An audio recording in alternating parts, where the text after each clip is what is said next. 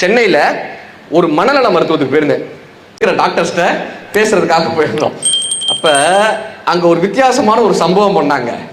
ஒரு தொட்டி, சரியா, இந்த பக்கமும் ஒரு தொட்டி. ஒரு 4 பேர் என்ன டாஸ்க் கொடுக்குறாங்கன்னா, இந்த தொட்டிலேருந்து தண்ணியை எடுத்து இந்த தொட்டியில ஊற்றணும், நிரப்பணும். இப்படி ஒரு டாஸ்க். நான் அவர்கிட்ட கூப்பிட்டு கேட்டேன், இது என்னங்க பண்றாங்க, இந்த தொட்டிலேருந்து எடுத்து இந்த தொட்டிக்கு ஊத்துறாங்களே, இது என்ன அது அப்படின்னு.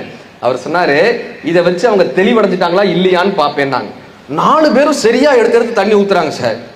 நாங்க கரெக்டா தானே ஊத்துறாங்க, இவங்க தெளிவா தானே இருப்பாங்கன்னு. அங்க பாருங்க அப்படின்னாரு, இந்த ஊத்துறாங்கல்ல ஒரு தொட்டி, அதுல ஒரு பெரிய ஓட்டை இருந்துச்சுங்க.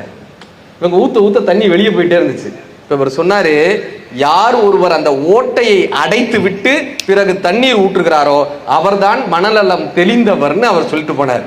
நமக்குள்ள இருக்கக்கூடிய ஓட்டையை அடைக்கிறோமா? எனக்கு அப்பொழுதுதான் புரிந்தது, நமக்குள் எத்தனை ஓட்டைகளை வைத்திருக்கிறோம். காமம், குரோதம், பொறாமை, வஞ்சகம், விருப்பு, வெறுப்பு, எத்தனை ஓட்டைகளை வைத்துக்கொண்டு நாம் எத்தனை சம்பாதித்தாலும் எத்தனை பயணப்பட்டாலும் நமக்கான நிம்மதி என்கிற தொட்டி நிரம்பவே நிரம்பாது, நம் மனம் நிரம்பாது என்கிற ஒரு தன்மை எனக்கு அங்க மட்டும்தான் புரிஞ்சது. நமக்குள்ள இருக்கிற ஓட்டை அடைக்கவே இல்லையே.